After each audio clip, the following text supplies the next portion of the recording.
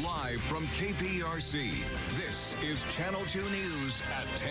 Right now at 10, stunning developments. In my heart, I know he is the killer. Charges dismissed against the man accused in the murder of 11-year-old Josue Flores. This was a very difficult decision that we had to make. The community outraged. I want to tell you that our hearts are broken. Tonight, what happens next as the investigation takes a step backwards? So what was thought to be a clear-cut case is now a cold case. Good evening, I'm Dominique Saxa. I'm Bill Maessa. Thank you for joining us. More than 14 months after Josue Flores was stabbed to death on his way home from school, the search for his killer is right back to square one. Just before 2 o'clock this afternoon, we told you on click2houston.com that the Harris County DA's office had dropped the murder charge against Andre Johnson. Now more questions remain as investigators once again resume their efforts to find justice for Josue. We have team coverage on today's developments for you. Let's begin with Jonathan Martinez live at the Memorial for Josue Flores in North Houston. And Jonathan, we know that this community is stunned by these developments. You know, guys, they really are. Take a look behind me. The lights are shining brightly here at this memorial, as they have for the past year or so. But today there were a couple of more visitors than normal, as folks are still reacting in disbelief in the latest developments in this case. This is not a good day for our community. Community leaders coming together and expressing their frustration. Many upset with the latest news of charges being dropped against a man arrested in connection to the murder of 11-year-old Josue Flores. We depended on the district attorneys and other offices to make this an open and shut case. And we've been let down. Over a year after his murder, a memorial still stands where little Josue was brutally stabbed 20 times and killed while walking home from school. With investigators in the case seemingly back to square one, several spent this night leaving teddy bears and flowers at the memorial site to remember Josue. It's heartbreaking, you know, for the parents, for the siblings of, you know, Josue, and as well as for the community. Josue's family admits they're disappointed with the latest development, but they do still have faith in the system. I know it doesn't matter what I think, but in my heart, I know he is the killer, but I know there's not enough evidence. They're now asking the community to have patience and for anyone with information to please come forward. With no one behind bars for the crime of killing their loved one, more than anything, Josue's family is looking for closure. Nothing will bring back my little brother, no matter what I feel. So I just try and have a positive thought and try and look out for others and help others as much as I can. And despite everything, the family tells us they are confident that ultimately, that is, the person responsible will be caught and convicted and justice served. Our reporting line tonight from the city's north side, I'm Jonathan Martinez, KPRC, Channel 2 News. Now, despite the murder charge being dropped, Houston Police Chief Art Acevedo is confident in the work put in by his detectives. He released a statement reading in part, "Our homicide detectives believed then and continue to believe that Mr. Jackson is the suspect in this case." As we've been reporting, this is the second time that a suspect in this case has been released. That is raising concerns about the ability to close this case moving forward. Channel 2's Roseanne Aragon has that part of the story for you tonight. She's joining us live outside the Harris County Jail downtown, where Andre Jackson may soon be released. Roseanne? That's right. After more than a year in jail, Andre Jackson could step through these doors at any moment. Officials are working through his release papers, but law officials say, some of them say, that this should have been handled differently by the previous district attorney.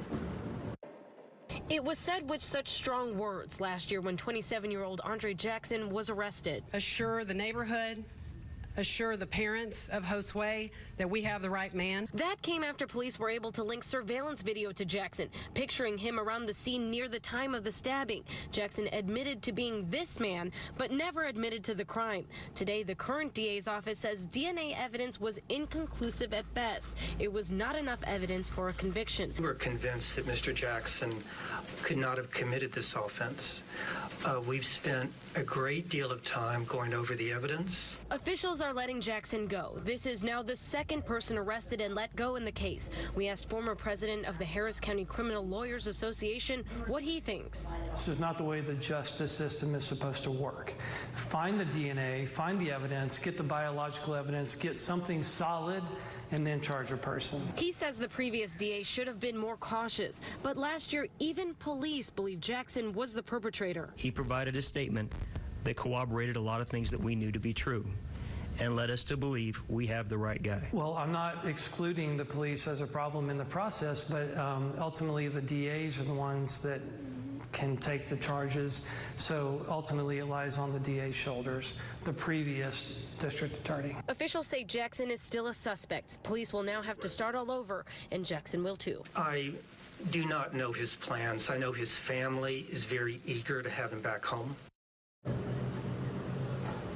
Now, he says Jackson's family is from out of town. Again, we are waiting to see when Jackson will be released, and we will stay here until he does. Reporting live, Roseanne Aragon, KPRC, Channel 2 News. Roseanne, thank you, ma'am. Crime Stoppers wants to remind us all that there is still a $45,000 reward in the search for Josue Flores' killer.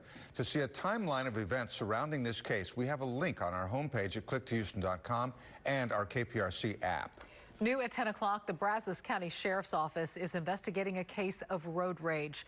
Brazos County Chief Deputy James Stewart tweeted this photo of the damage tonight. It happened on State Highway 21 west near Bryan just after 5 o'clock today. A motorcyclist used his helmet to bash the windshield before speeding away. Nobody was hurt, but they are pleading with witnesses to please come forward. Many of you use tollways during your commute each morning and each afternoon, and you use your Easy Tag to pay those tolls and go on with your day. But several of you have told us that in spite of that tag on your windshield, you still got hit with toll violations. Now we are looking into this problem.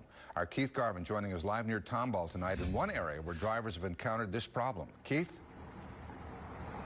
Bill, this problem mainly is affecting drivers who use the Grand Parkway. They say they're getting hit with toll fees that they know are covered by their toll tags. A huge surprise. That surprise came in the form of a letter from TexTag for Kimberly Colwell of Spring. She was informed Tuesday of 9 toll tag violations she allegedly racked up in May. It's the third time she says she's received erroneous violation notices from TexTag, each one causing the single mother and small business owner a major inconvenience. It's a pain. It takes up your time. You know, you have to set aside time from work. When I come home, I'm dealing with her, but they're not available because it's after hours. Colwell isn't the only driver who's received the violation notices. Channel 2 has gotten email and phone complaints from numerous drivers, most whom drive along the Grand Parkway on the north side of the Houston area. The Harris County Toll Road Authority, which administers the Easy Tags used by TexTag, is aware of the issue and tells Channel 2 we are looking into the matter to further understand what, if any, issues may exist with the transfer of account information between the various agencies. You want to show them your bunny?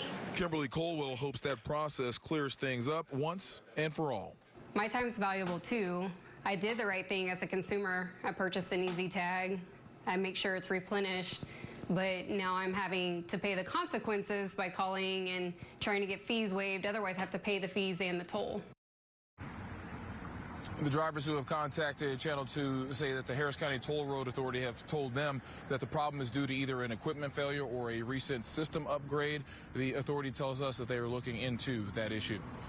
Reporting live from near Tomball, Keith Garvin, KPRC, Channel 2 News. We do have an update to a Channel 2 investigation that we brought you in May. The issue deals with thousands of parolees committing new crimes each year, yet not having their parole revoked. During the last legislative session, State Representative Sarah Davis filed a bill that would force the State Board of Pardons and Paroles to reevaluate how it decides whether an offender's parole should be revoked. That bill sailed through the House, but it failed in the Senate. Now Davis is asking Governor Greg Abbott to place that bill on the special sessions agenda. All of this comes in light of recent high-profile murder cases where parolees committed other crimes, yet parole was not revoked. Day one of the special legislative session is already in the books and already loggerheads. Republicans vowing to pass a transgender bathroom bill and other conservative priorities in record time, while outnumbered Democrats are trying to stall. Lieutenant Governor Dan Patrick took a step to fast-track 2 bills reauthorizing the Texas Medical Board and 4 other state agencies that are jeopardized by inaction during the regular session. The Senate must first pass those bills before they move on to other items eligible for consideration, including bathroom use for transgender Texans. Altogether, that's $1.4 billion that will immediately go away in hotel room nights and bookings for the state of Texas. That's over 500,000 room nights that will go away if this type of legislation were to pass. The same thing the schools have always done, and the schools have made accommodations. This has not been an issue, Ryan, for anyone that I'm aware of, a school district or a transgender student, until a year ago in Fort Worth. During this special session, lawmakers of both houses say they will also work to repeal Senate Bill 4, the so-called Sanctuary Cities bill passed during the regular session. Our Ryan Korsgaard is in Austin right now, and we'll bring you more coverage tomorrow on air and online at click2houston.com. Houston Astros all-star shortstop Carlos Correa is out until September now with a torn ligament in his left thumb. Tonight, we're getting a better idea about his recovery. Correa injured his thumb last night on his fourth-inning swing. Channel 2 talked with orthopedic doctor Todd Siff, who is not affiliated with the Astros or Correa, but is familiar with this type of torn ligament. It's a very important ligament that provides stability to the thumb, and if it's torn and not repaired, then the thumb is unstable. You lose pinch and grasp strength, and in the future you can develop arthritis if it's not repaired. Dr. Siff also mentioned that it takes about 6 weeks for that ligament to heal and about 2 to 3 weeks for the motion of the thumb to come back. All right, we're going to hear from Carlos Correa and Carlos Beltran on that injury and check in on the guys in their first game without their all-star shortstop. Who stepped up tonight for the Astros against the Mariners downtown? Here's a hint. You're looking at it right now. Head Sports. And rinse and repeat. We've got muggy conditions again starting tomorrow morning, and then the heat is on. Feels like numbers 100 to 105. Once again, the storm chances are there, and an update on Tropical Storm Don straight ahead and wet. Plus, Uber Eats, Favor, and DoorDash. We're putting food delivery services to the test. A lot of times we don't have time to bring our own food, and so we end up ordering. Sarah Donchi reveals which services deliver the fastest for the best price. That's next on Channel 2 News at 10. Mayonnaise, eggs, Listerine, the DIY hair remedies that really work, plus the